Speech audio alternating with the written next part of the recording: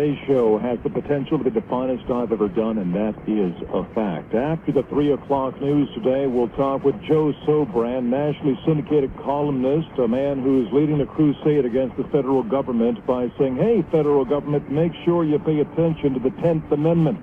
And in light of what happened in Oklahoma City and what's happening today, you heard the Supreme Court ruling that the federal government has thrown out that state law that says you can't have a gun within 1,000 feet of a school, saying federal government has no right to make that law. That's up to the individual states. Well, the times they are a-changing, gang, and you're right in the middle of it. That's Joe Sobrand after the 3 o'clock news. After the 2 o'clock news, Dick Frase. He is the guy who's leading the crusade against the, they call it the Conference of the States, but Dick and some other Americans seem to think that it is a backdoor attempt at a constitutional convention to destroy the, to tear up the Constitution and to start over. And there's a growing movement here. A lot of states are trying to, rethinking their position on this, saying this Conference of the States, man, it's starting to sound pretty bad. We better not do this. Well, in this first hour, we're going to talk about the Conference of the States, but from a very different point of view. We're going to talk with State Senator Mike Fisher. Mike, like we're drinking buddies or something. Senator Fisher represents the South Hills of Allegheny County, and he is the person who is kind of leading the charge here in Pennsylvania, at least one of the people who is supporting this Conference of the States. And after I interviewed Dick Frase, he said, Mike Fisher, he's the guy's in favor of this. So I called Mike's office, Senator Fisher's office, and said, hey, what's going on here? You want to come on the air and talk with our WBVP listening audience about this? And Mike said, sure, yeah, let's do it. So please welcome State Senator Mike Fisher. Mike, how you doing? Good afternoon, Dimitri. How's it going? Oh, not bad. We just finished up our session here a little bit ago this afternoon, so we're heading back west here tomorrow. Great. Well, I appreciate you taking the time to talk with us. Mike, I'm kind of on the sidelines on this issue. Frankly, I knew nothing about, I never heard of the Conference of the States until I started getting faxes from Dick Frase and some other folks saying that, hey, this is a backdoor attempt at a constitutional convention, and some states are getting cold feet here regarding this thing. They first said they were going to send the people to this Conference of the States, and then when they're getting wind of what it really is, at least according to Dick, it's like, no, we're not going to do this. Can you give us some background? What is all this about? Yeah, how did this whole thing get started? I sometimes ask myself that question.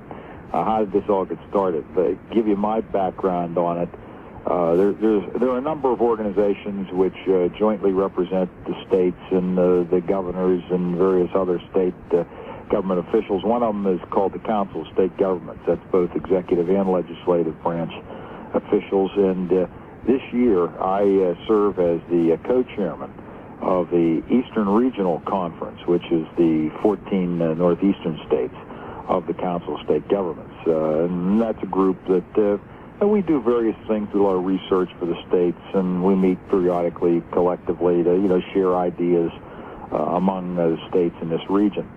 The national CSG meeting in December agreed to go along with a request from the National Governors Association and from another organization known as NCSL, which is the National Conference of State Legislatures, to jointly host what was to be known as the Conference of the States.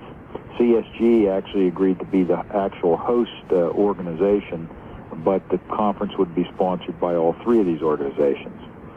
So this was a brainchild of two governors, Governor Leavitt of Nevada and another governor out in the Midwest.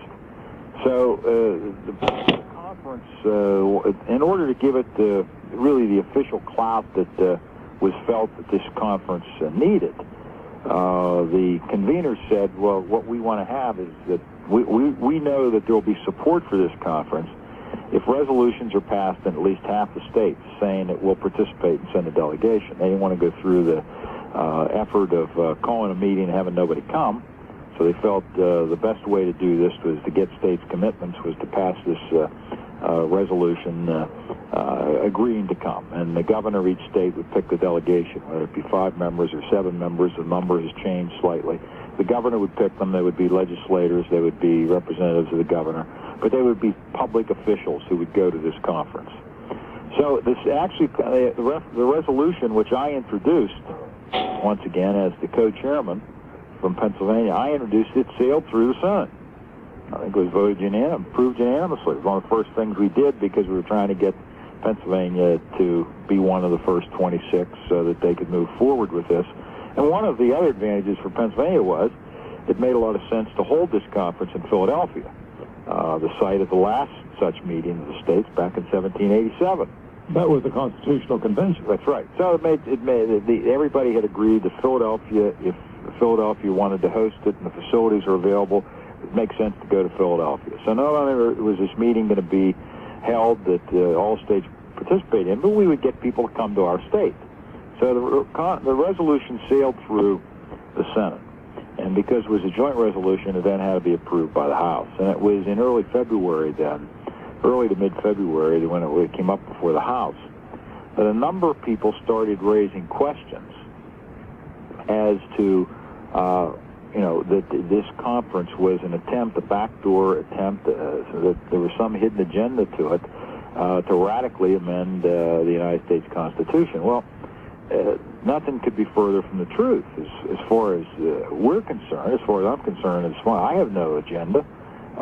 We're trying to get people together to basically study one fundamental issue, the relationship between the federal and state governments. That's what the meeting's about. To re-examine the role of the federal government vis-a-vis the state government as it applies to the 10th Amendment. And when you've got to remember, this came out in, this decision was finally made to go forward with this in December, a month after the November 8th election. Actually, there'd been some work done on it slightly before that. No one certainly could have anticipated the dramatic change in Washington that took place on November 8th.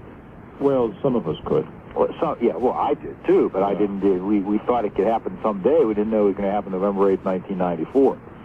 So that's what the conference is about, to look at the federal-state relations, to try to bring balance back to the states.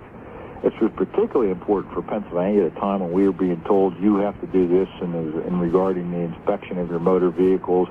You have to have a motor voter law that says Pennsylvania, quite frankly, as many other states, are getting fed up with the federal government demanding that we do such and such a thing, when really there are a lot of things that we feel within this jurisdiction of state government.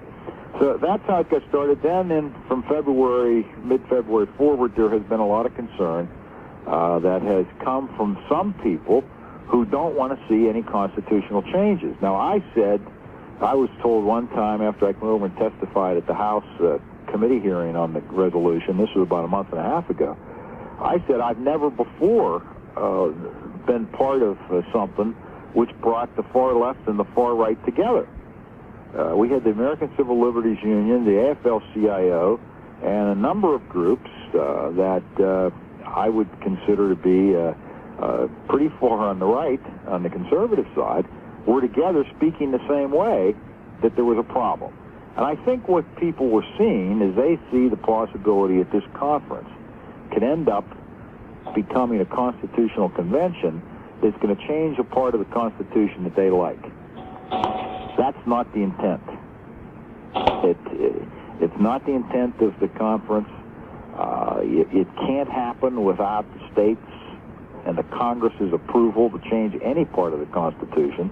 But we have a controversy, and now 13 states have approved resolutions in both chambers. We'd need another 13 to do it. And I know in Pennsylvania we have so many other things to do. The House, not that they've changed their mind, but there's just so many other issues we have pending that members don't like to get beat up over something that maybe isn't as important as some others. So it's easy to put off to tomorrow what you don't have to do today, and that's what happened. That's what happened with the resolution here in Pennsylvania. So it's not dead, but it certainly has been wounded. Some background on this organization, please, Mike. It's based in Kentucky? The Council of State Governments has its national headquarters in Lexington, Kentucky. That's where we have our staff, our staff that serves the 4 regions. We then have 4 regions: the East, the South, the Central, and the Far West. Our region is the Eastern region. It goes from Pennsylvania up through Maine, and most of our activities are done on a regional basis. There are national meetings. I've very seldom had the opportunity to attend the national meetings just because there's too many time constraints involved here in the Senate, but I do normally regularly attend the regional meetings, which have been very helpful. We've had a number of conferences. Just recently, we held a conference in Boston where we convened the leaders from the northeastern states to deal with the issue of exports. We've had a number of conferences on criminal justice. We've had a conference, and we have a group. In fact, a senator from Delaware just called me this morning. We're trying to work together to attack the Ozone Transport Commission. So it's an organization that brings the state government leaders together to try to attack regional problems. You know, Mike, it's safe to say that on many issues you'd be on the conservative side of Sure. the political spectrum. Particularly on a number of the issues that emanate from the Constitution, certainly. And I support I'm a strong supporter of the Second Amendment, and so that's accurate. Yeah. Okay. And again, I'm on the sidelines here. All I can do is ask questions that have been already raised on my program with Frase. Frase or Phrase? Frase. Frase, okay. He said that this organization, the Council of State Governments, was started back in the 30s, and it was primarily Rockefeller money. What do you know about the origins of this thing? The Council of State Governments, it was started, it was before my time, Dimitri, before yours, and it was started back in the 30s, and financial support for the CSG has come from a number of sources over the years. I'm sure that since New York has always had a big stake to play, that there probably was some Rockefeller quote money that came through the New York delegation and through companies that were situated in New York that the Rockefellers had interest in. But today our funding is very broad-based. The states pay annual fee for membership at the Council of State Governments. And then for our conferences that we hold, we have a private sector committee that raises money to help underwrite the cost of the conference, such as the bringing in speakers and some of the various expenses in bringing the annual meeting together in the summer. So it's as broad-based as it could be, public and private sector. Okay, so we're talking Carnegie Corporation as well as the Spelman Fund, among others. Is that accurate? No, I don't think either of those are major donors, at least not on the regional basis. Most of our contributions come from, not the major entities, the major business people in the business sector in Pennsylvania and other states in the Northeast. Okay. It's my understanding that the way this was originally proposed to the states, instead of having a convention at Disney World, for example, it was presented to each state that, look, you have to have the legislature and the governor make it like official. This is like an official delegation that would have voting powers. And I don't know the right legal terms here. You're going to have to help me out with this. But each were supposed to be created in a certain way, and it's my understanding that the Council of State Governments even gave the suggested language that the different legislatures had to approve in order to create their representatives to this convention. Is that true? There was suggested resolution, and we wanted to. There was an attempt that was made so that all states were voting on something that was similar in nature, but it was very general language, and it was language which talked about in the preamble as to why the conference should be called, and talked about what the membership makeup should be and who would appoint it. But in the process of considering the resolutions in the various states, some changes have been made and agreed upon by the conveners. So, the form of the resolution has varied from state to state. Why did the Council of State Governments suggest that language for the different states that is essentially made each representative at this convention a voting member, an official voting member of that state? To give it a... Well, what it wanted to do was, it was done that way, I believe, legitimately and justifiably. It was done that way to give it at least the formal support. You got to remember, a resolution that we pass does not have the force of law. A simple resolution, which would be a resolution that was passed by one house, or a concurrent resolution in our state, does not have the force of law. It doesn't mean a thing as far as the law is concerned. What it expresses is the intent of the General Assembly that we should do something. If we didn't do it, there would be no penalty for not doing it. So that's all we were acting on. Now, today, virtually every day, we pass a resolution on something. We might declare Wednesday, April 26th, Dimitri Day at Beaver County. Hey, why just Beaver County? Why not the state? Well, I didn't know that you wanted to go over the state. I like it. We'll amend the resolution. Can you put that in the hopper and just let me know what the odds? I can start politicking for you. You can. Yeah. All right. Yeah, I can do that. But so we pass resolutions. Well, not frequently, but I'd say probably 2 a week. Concurrent resolutions, maybe once a month. We pass it, but they don't have any force of law. So regardless of what it said, we wanted to make sure as an organization that there was some symmetry, that all states were voting on the same thing. Okay, now, before I was in this business, I was in the real estate business. I was in like different businesses, and every once in a while, we'd have a convention. We'd go to the annual, Realtors Association convention or Broadcasters Association or whatever. Not as voting delegates, but just as, attendees. Exactly. And we, discuss different issues, whether in a big convention hall or smaller groups, and pass resolutions, make votes. Why? I guess the thing that kind of troubled me, or trouble's too strong, concerned me, or made me wonder, is why couldn't you all do not just Pennsylvania, but every state? Why couldn't all the states just get together in Philadelphia or wherever and just talk it out, but not have any voting power? Just say, look, the Pennsylvania delegation believes that, we need to get federal government out of our backs and all that. Yeah. Why not just do that? Okay, well, first of all, we do that. We do that on an annual basis. CSG does that on an annual basis. Members show up, and we go to their conference. In fact, last year, the regional conference was in Philadelphia.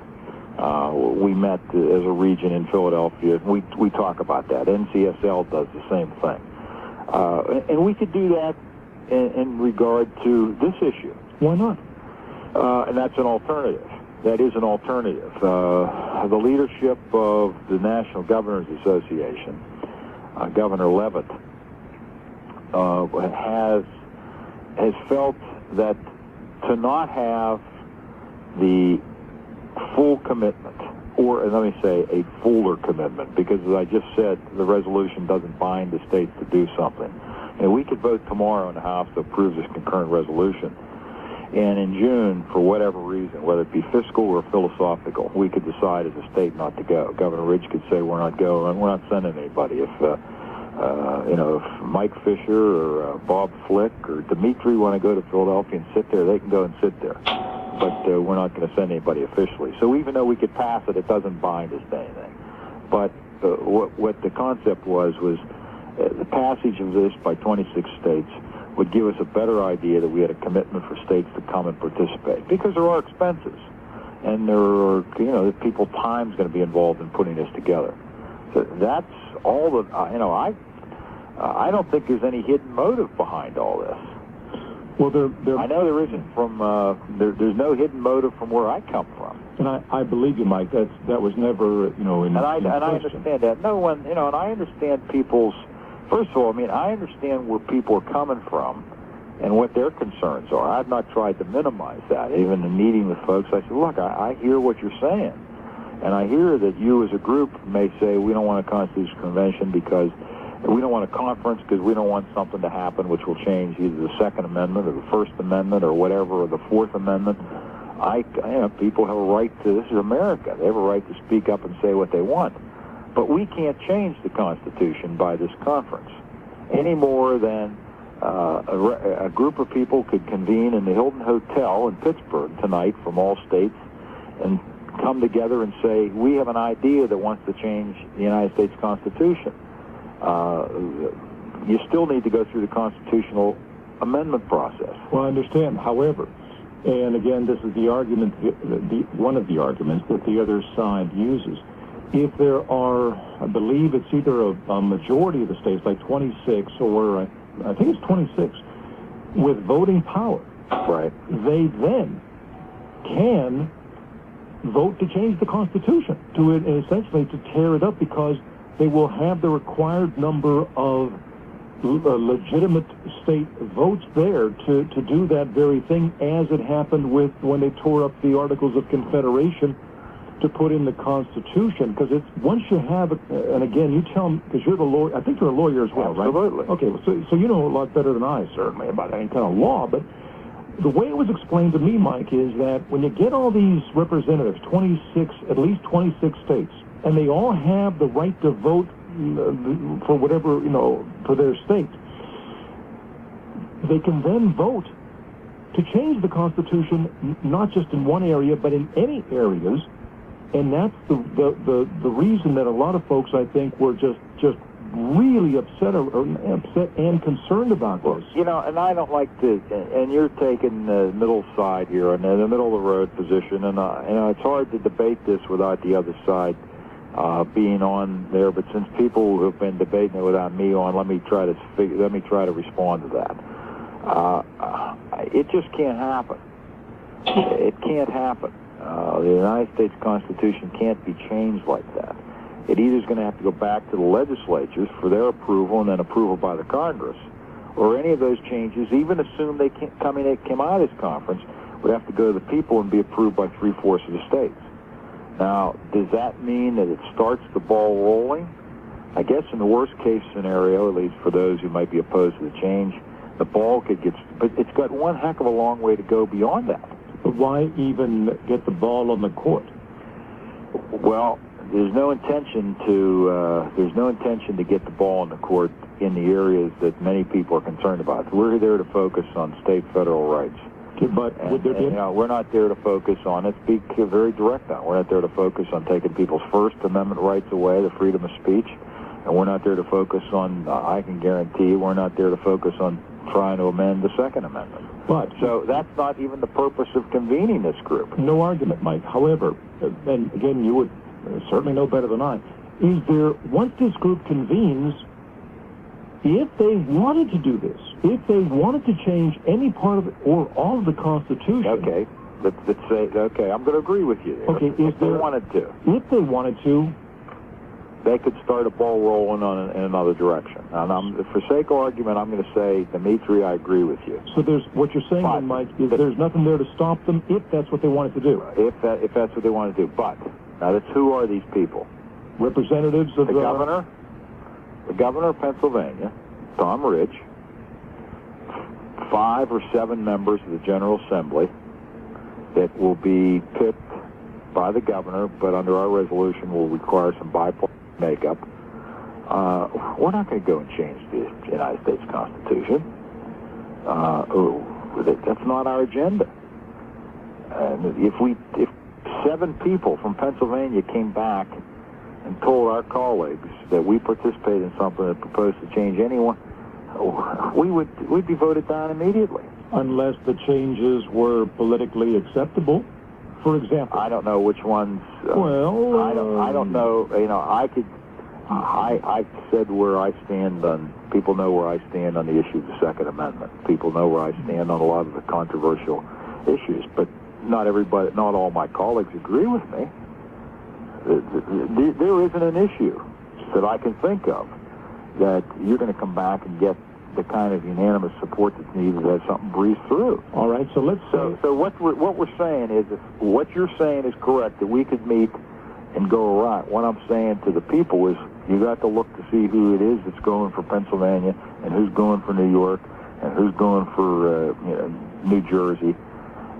They're public officials. We're responsible to the people.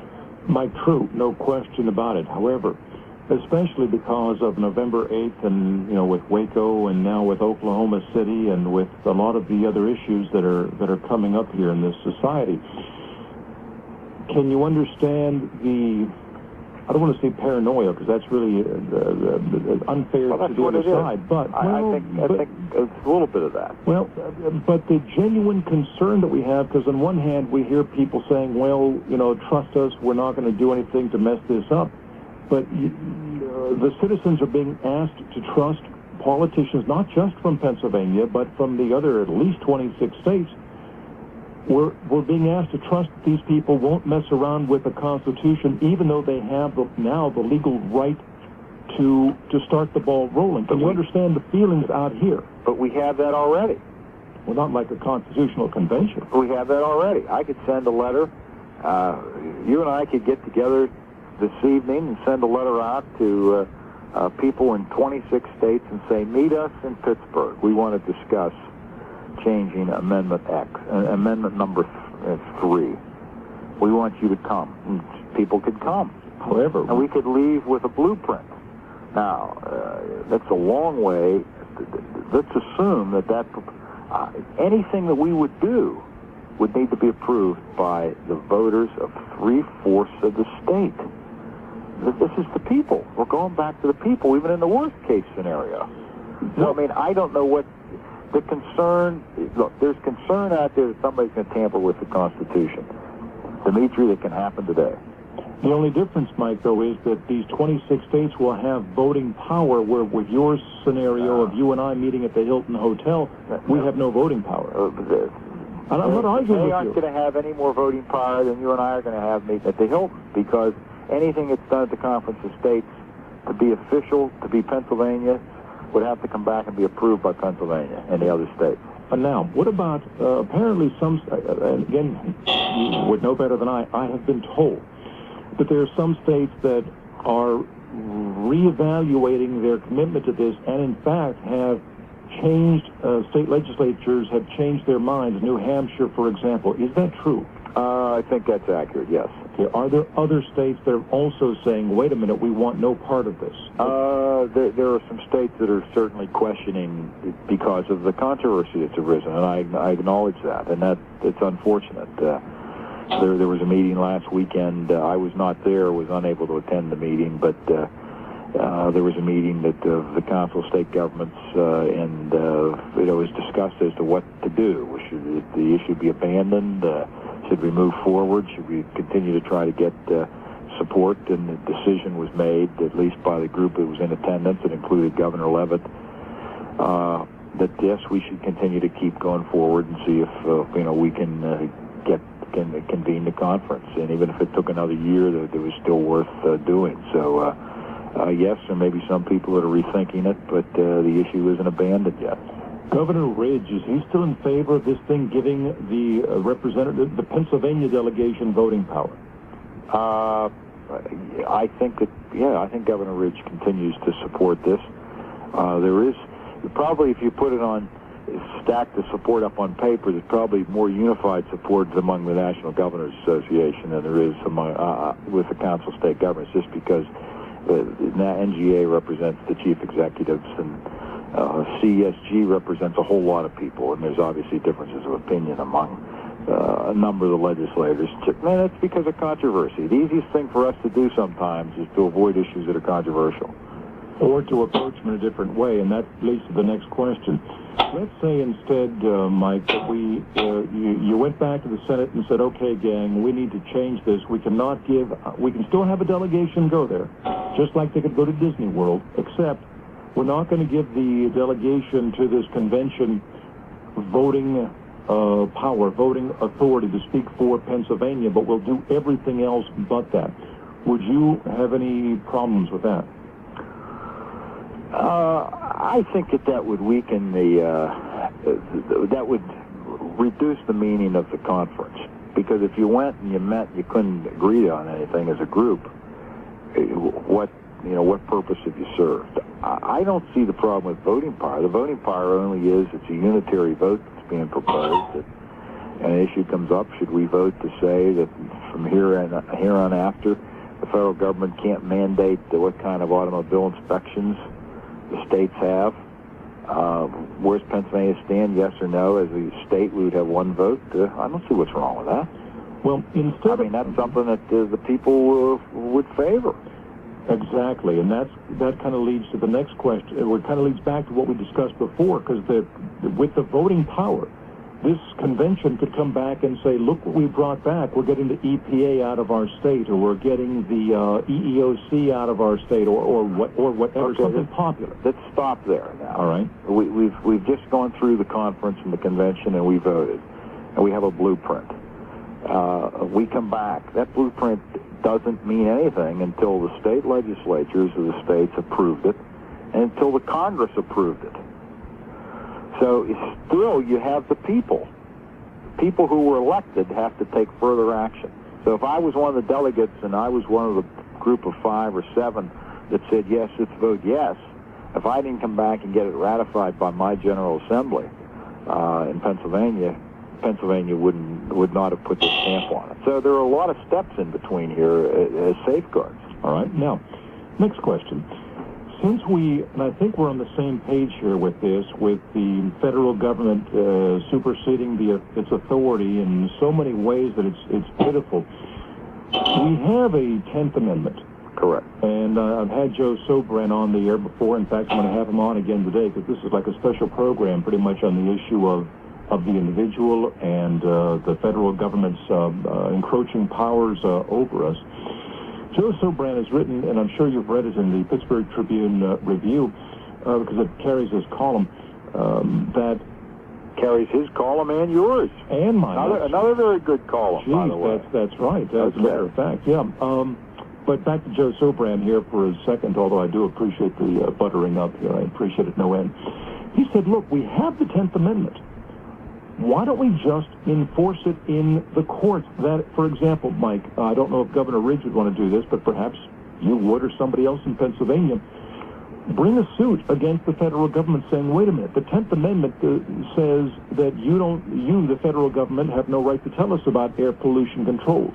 You do not have the right to tell us even if what the minimum wage should be in Pennsylvania. There's nothing in the Constitution for this. Why not just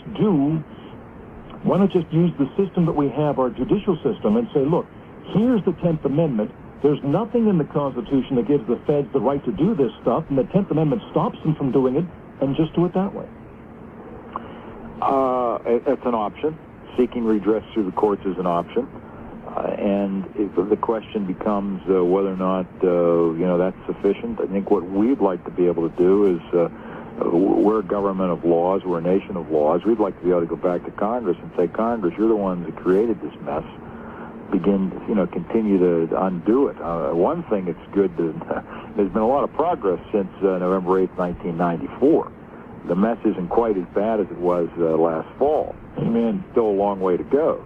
But I think it'd be my preference to, rather than having to resort to help from the courts, that we go back to the Congress. And that's really what this conference is directed to. Okay, Mike, in your ideal scenario here, because you've obviously given this a lot of thought, you're part of this organization and all that, the Constitutional Conference of the State Governments, whatever it's called, that thing, the convention in Philadelphia, if everything goes through the way ideally you would like it to go through with every state, you have at least 26 states, heck, let's say you got all 50 states with voting power, and they're all upset with the federal government taking liberties with the Constitution. What would you want to come out of that? What specific thing or things would you want that convention to produce? I think some well-reasoned positions as to specific areas where the states have, under the Constitution, the final say and have control, and areas that we would hope that the Congress would rethink, repeal some laws, and take some mandates off the back of the states and local governments. Give me an example of at least one thing, your one pet project, if there were just one thing it could do. Well, one thing I would say, here's one specific. It goes into the emission inspection system, but it's broader than that. I don't believe that the federal government should have the right to withhold highway dollars. It's our money. It's taxpayers' money. We send it to Washington, get some of it back, get most of it back, and it's to help us build our roads. But yet you have a number of other laws, the Clean Air Act being one of them, which has said we're going to enforce the Clean Air Act because we really don't have any teeth. We know we can't win in some instances by going to the people. The way we're going to enforce it is if you don't go play by our rules, we're going to hold up your highway dollars. I don't think the federal government has the right to do that. All right, so if I had you asked me for one concrete, that's one thing I'd like to see us be able to come back with and say our highway dollars are our highway dollars. We'll allow the federal government to continue to collect them unless the Congress changes their mind on that. But for God's sakes, we're entitled to get them back when we can show the federal government that we're entitled to it for a specific project, and we don't want to be told because we disagreed with you, big federal government, on another issue, and we're not getting our highway dollars. So that's blackmail. I agree, but would this be a resolution that would have the power of law? It would be, that would come back. Pennsylvania undoubtedly would approve that. It would then go to Congress, and if Congress saw that the states approved this, I think Congress would pretty quickly say, gentlemen, we need to amend that Clean Air Act to take away the right of the federal government to withhold highway dollars, because they're not oblivious. Congress isn't oblivious to what can happen. This is more a political type of way to go to deal with, to lobby, a political way to lobby Congress. Would that be a fair way of That's right. And now, for instance, that we used to stick to that subject at the conference. You might have some states that would say, wait a minute, we support the Clean Air Act. We support it because those states to the west who have been polluting the air and that air pollution's coming our way haven't been doing their job. And we like the fact that Congress is able to say to you states that are bad guys that we want that they can withhold highway dollars. Now, I think that would be a minority viewpoint, but you may have some state articulate that position. So there would be, there's very little you're going to get unanimous consent on, but there's going to be a dialogue, and we'll find out where the states as a whole stand on some of these national issues. Using your example here, excuse me, thank you. Wouldn't it make a lot more sense for Pennsylvania and for every other state to simply go to the courts and say, look, we have a constitution. We already had a constitutional convention to limit the powers of the federal government. Here it is, the 10th Amendment, and simply go to the courts and say the only thing that we're asking you to do, court, is to enforce the Constitution of the United States. Because, Mike, since the Constitution is the founding document for the laws and rules of our government, if we don't use the courts to enforce that, then why are we dealing with this convention or anything else? It would seem to me like this is the right approach. Yeah. It's direct, and we can take back anything that we want from the federal government for Pennsylvania, and we don't have to worry about whether we're going to be on the losing side of a vote in this convention. The courts get criticized for a lot of things.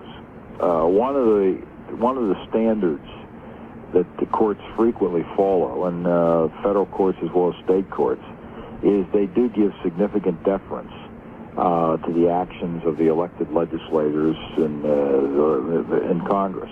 And using my example once again, I think it's likely that the Supreme Court would say, yes, you have a good point, state, Pennsylvania, in bringing this issue, but the Congress voted in 1990, at the time the Clean Air Act was adopted, and actually voted in the earlier Clean Air Act, that because of violations by different states, the Federal Highway Administrator shall be required to withhold highway funds if you don't comply with the law. And we don't believe, in light of the Congress agreeing with that action's unconstitutional. But it doesn't matter about Congress, because if the Constitution, the 10th Amendment says you can't, Congress could do anything, but the Constitution is what protects us. I know, but there's no guarantee that the courts are going to rule that way, and that's the problem. And I think it's easier. It's clear we have a better chance of winning our battle at the Congress than we do with the courts. All right, let's.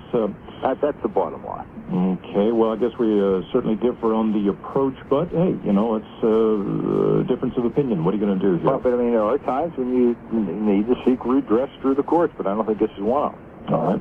Would you have time to hold over, and we can ask some people to call if they're interested, or because I know you're also pressed for time. Yeah, I have a couple minutes. I'd be glad to take a couple calls if you have them there. Okay. 843-1888 or 774-1888. Hi, you're on the air with State Senator Mike Fisher. Dimitri. Yep. Love the show. So do I. Thank you. Okay. Senator Fisher, I've always had a lot of respect for him, always liked him.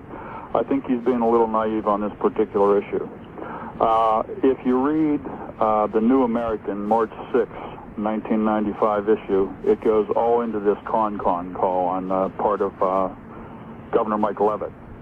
Tells you all about it, everything you want to know. What's your question, please? Okay, I just want to make a few comments and ask Representative Fisher if he has explored the other avenue. He says that he doesn't believe that. He says he doesn't have any agenda, and I believe that. Does he know for sure that others don't have an agenda in this particular issue? Governor Leavitt has come out in writing saying that he wanted to convene a constitutional convention. That was so poorly received that he toned down his rhetoric and he started calling it a conference of the states. Well, let's ask Mike. Hold on, Senator Fisher. Is that true, what my caller just said? Governor Leavitt, I'm not aware that Governor Leavitt's interest in calling this conference of the states is tied into any effort on his part of calling the Constitutional Convention. I've been told he denies that. All right. May I read a couple quick lines from the New American? Well, I've seen that, but go ahead. Okay, the Salt Lake Tribune, April 25th, 1994. On Thursday, the governor unveiled a proposal to gather support for an amendment to the U.S. Constitution, giving states authority, listen to this, equal to the federal government. I didn't realize we had even proposed anything like that. I thought we had far more power than the federal government. But the courts have continually shot that right of the states down. And I agree with Senator Fisher. There will be no redress in the courts. What we really need is for the state governments to stand up to the federal government, just like we did with the EPA deal here recently. All right. I thank you for your call. I appreciate that. Senator Fisher, you have the last word here.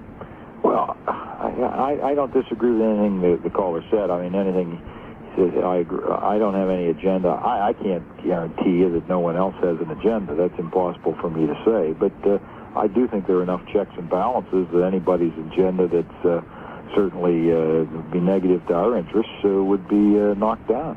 We do live in interesting times, do we not? We do. Mike, thanks again for joining us. I wish you the best. Glad you called, and it was a good discussion, and we'll just have to see where it goes from here. Thanks again, Mike. Take care. Bye-bye. State Senator Mike Fisher, gang, just thought you'd like to hear.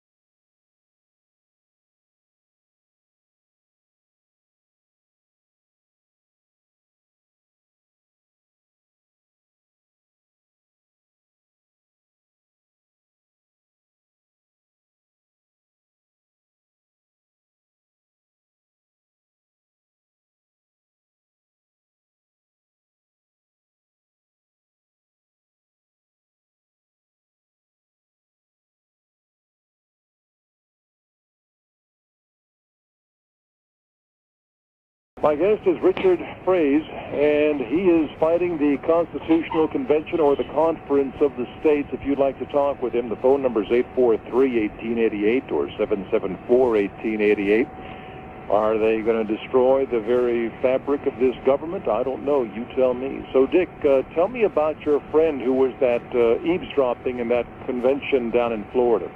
Well, the meeting took off. Actually, it had already started a couple of minutes, and they were at that point where they were sizing up the opposition, folks like myself, I guess, and they were saying that these guys are they're well organized, they're well funded, they're out there beating us to the punch every time.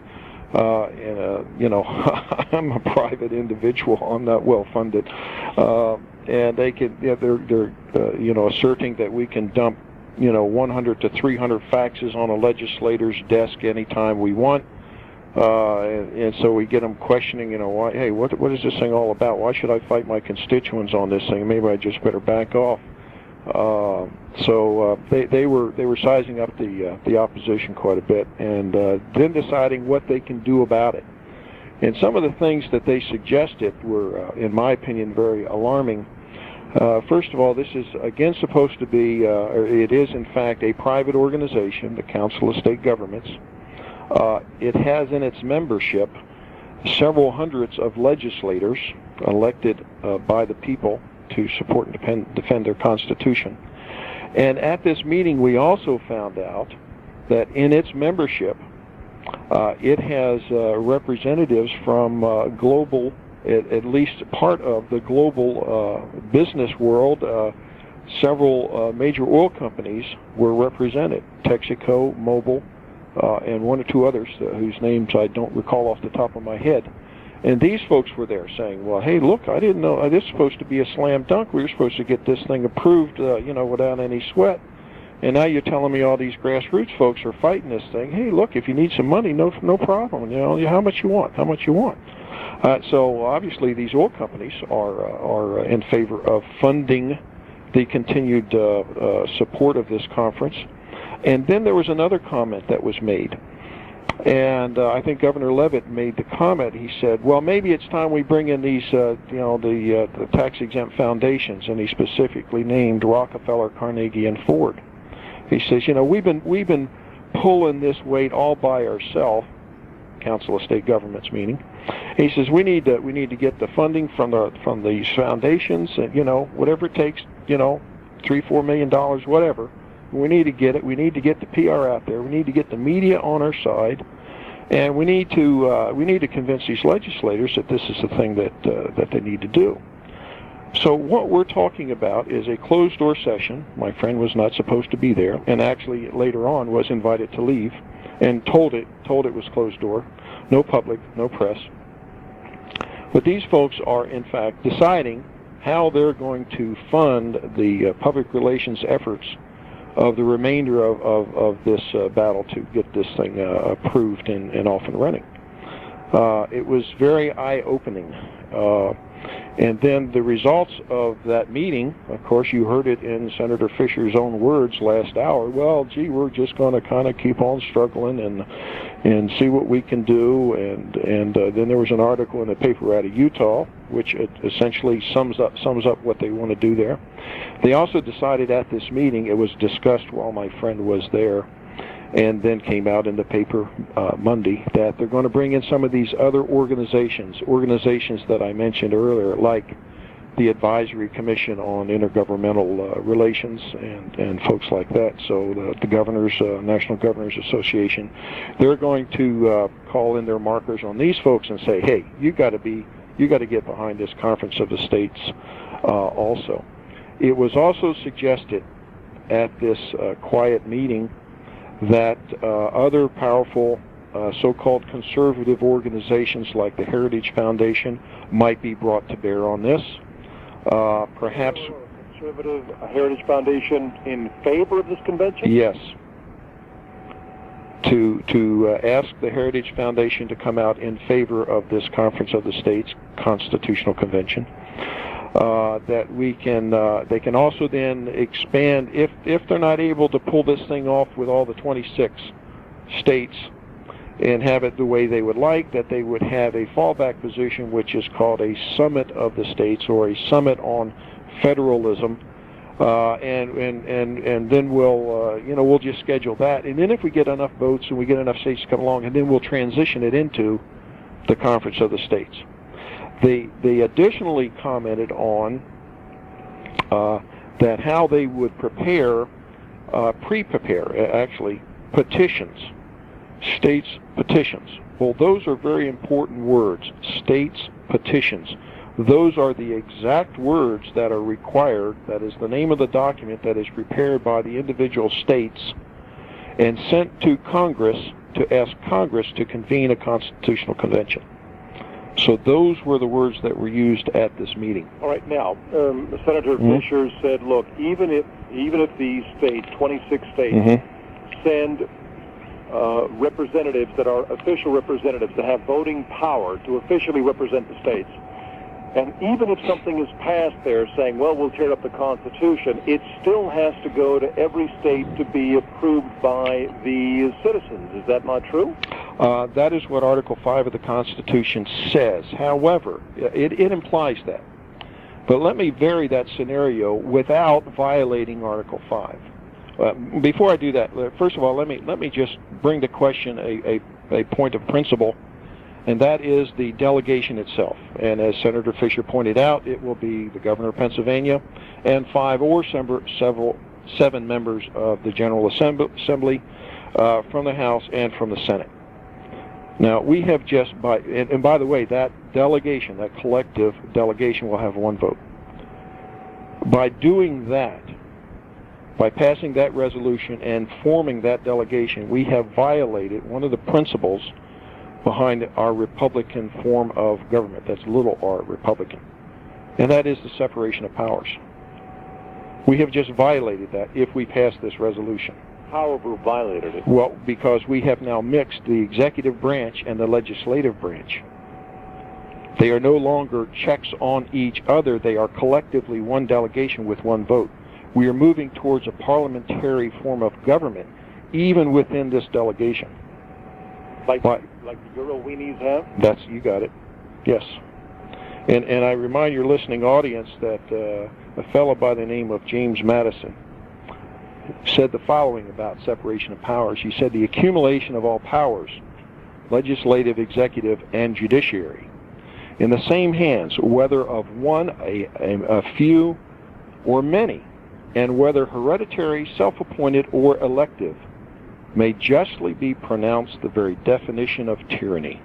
And there's a reason, that's the end of quote, there's a reason why we have separation of powers in this country. Now tell me, so worst case scenario, they decide to throw out the 5th article of the Constitution. So what happens then? Okay, let's say that the resolution's passed, they get 26 states and the rest of them come along, they have their Conference of the States in Philadelphia. And they're batting about all these ideas, and it's all informal, and these are honorable men, et cetera, and they say, let's change the Constitution, and as you've suggested, we're going to change or even eliminate and rewrite totally Article 5 of the Constitution, which says how you amend the Constitution. Now, what have we done? We have collected in one location empowered delegations from all 50 states. In fact, they are there representing we the people. And in this nation, in this republic, we the people is the sovereign power. So we have collected in one place at one time the power of we the people.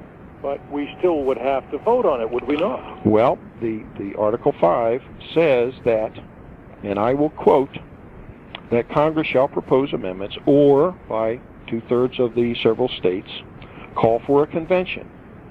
And it also allows that the states can, call for that convention.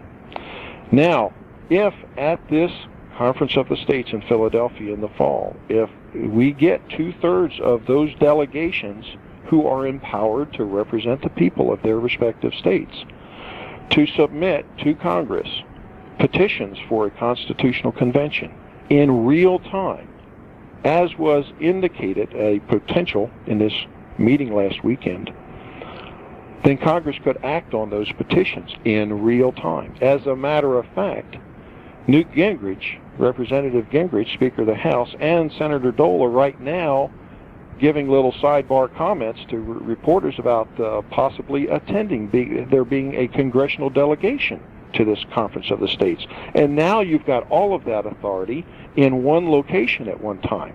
The authority to petition Congress, the authority from Congress to approve those petitions, and get this, Article 5 says that Congress shall decide the mode of ratification. And it can be by conventions. And who's to say that those conventions can't happen all at the same time in the same location, like in Philadelphia in October? So what you're saying then is you don't feel there are any checks and balances. But, Dick, even with the first Constitutional Convention, when our forefathers wrote the Articles of Confederation and gave us our present proposed our present Constitution, even at that one, we still had to get the states to ratify it with votes of the people, did we not? We did, because that was the mode that was used. But a constitutional convention, if this thing is allowed to turn into a constitutional convention, it, along with Congress, can define and redefine the ratifying process. The Constitutional Convention, if it's ever called again, has the authority to define the ratifying process. And that process may not include coming back to Harrisburg and thinking about it for 6 months or a year or two. My guest is Richard J. Frase. He is president of R.J. Frase Associates, and we are talking about either a Conference of the States or ripping up the Constitution and starting over via backdoor method called this Conference of the States. What do you think of this guy? Here's the number. You want to talk with him? 843-1888 or 774-1888. Or if you're driving around, your Cellular One call is free from Advanced Telecom Communications. Cellular One's Agent of the Year, ATI, where talk is cheap. 774-1888. That line is open. Call now. Dimitri, by the way, after the 3 o'clock news, I don't want to say the founding father of the 10th Amendment, but certainly the modern-day saint of the 10th Amendment, starting up the Constitution and starting over, or a bunch of folks who are just extremists and alarmists and perhaps a little paranoid, you decide. My guest is Richard Frase, and he's saying this Conference of the States is going to mean the end, possibly, of our form of government as we know it. And, Richard, is it safe to say you're implying that the New World Order crowd is behind it all with their international money? I certainly see those direct connections, and if I may, now that you've given me that lead, let me share with you a quote. You might recognize the name of this person, David Rockefeller, and he said at a meeting, the 28th Annual United Nations Ambassador Dinner just about 6 or 7 months ago, he said the following, and I quote, Now as the United Nations approaches its 50th anniversary, business support for the numerous internationally related problems in which it is involved has never been more urgently needed. With the dissolution of the Soviet Union, and the opportunity for enlightened American leadership is perhaps even greater than it was in 1939 and at the beginning of the Second World War, or in 1945 when the Cold War began. This next phrase is very interesting, he says, and I continue to quote, But this present window of opportunity, during which a truly peaceful and interdependent world order might be built, will not be open for long. Already there are powerful forces at work that threaten to destroy all of our hopes and efforts to erect an enduring structure of global cooperation, end quote. What powerful forces are those? Well, I don't know. Maybe he's talking about the people or something like that. Right-wing extremists that read the Constitution and interpret that as being the people in charge. All right, let's talk with some folks. If you'd like to talk with my guest, the 774-1888 line is open. Thanks for holding here on WBBP. Yes, Mr. Frase.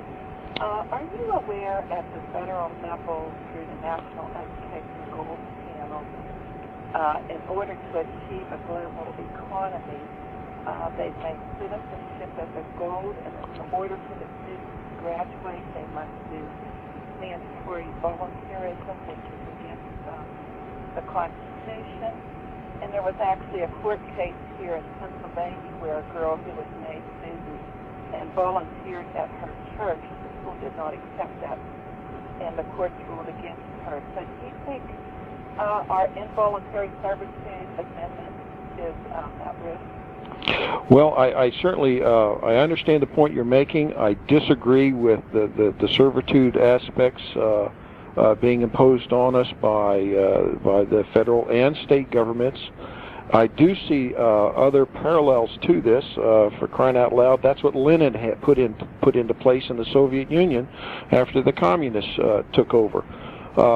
Hitler had a similar thing: capture the youth, make them very supportive of the state.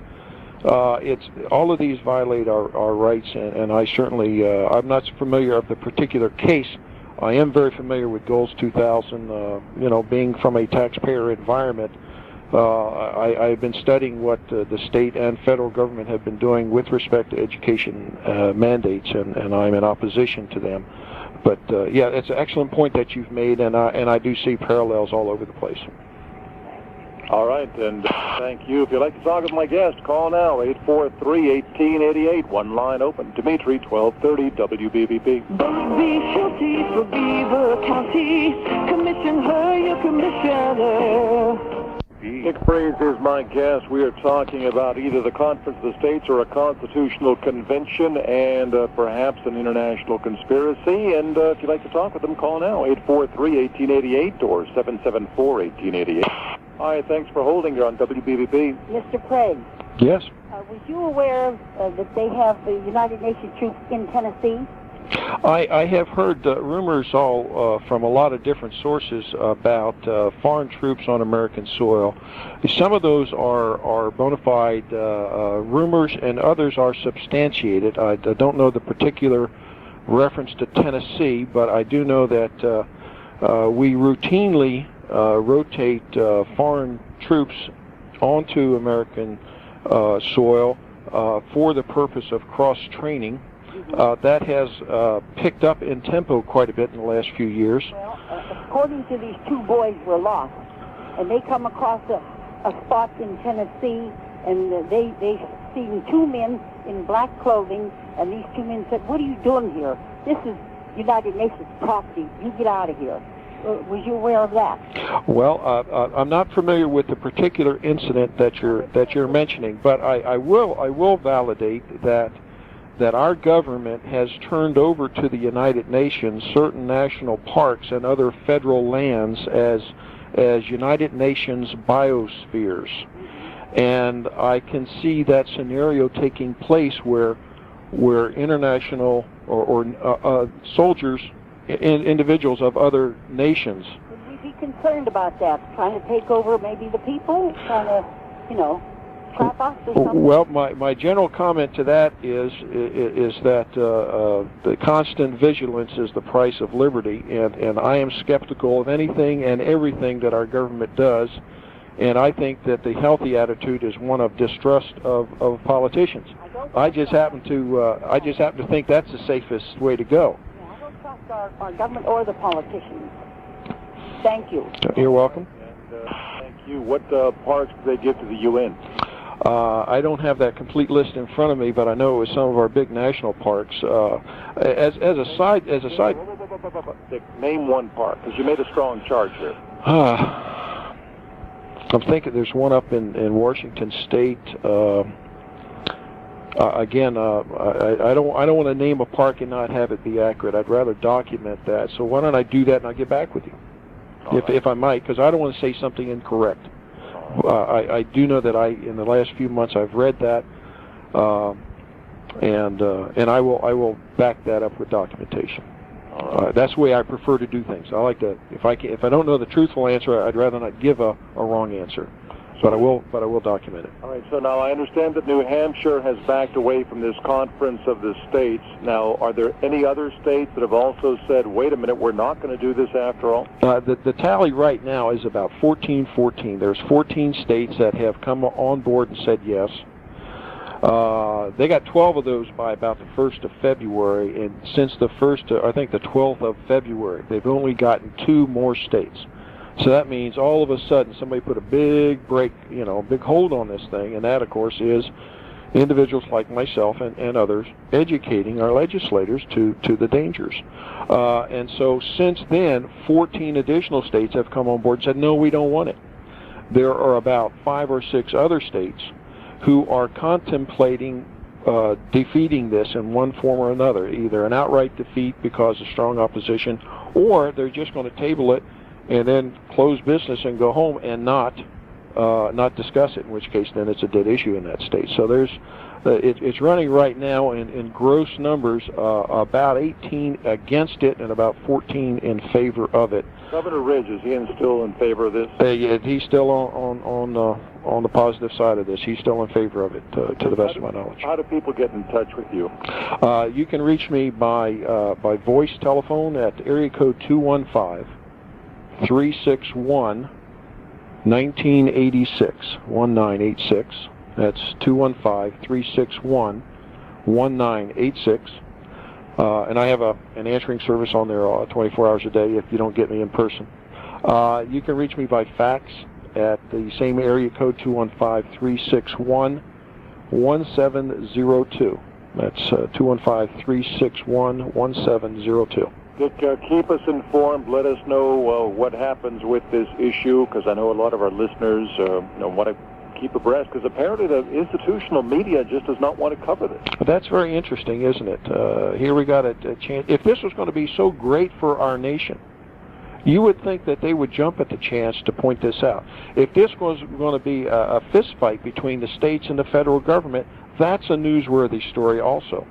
It's very, very interesting that the major media is not touching this.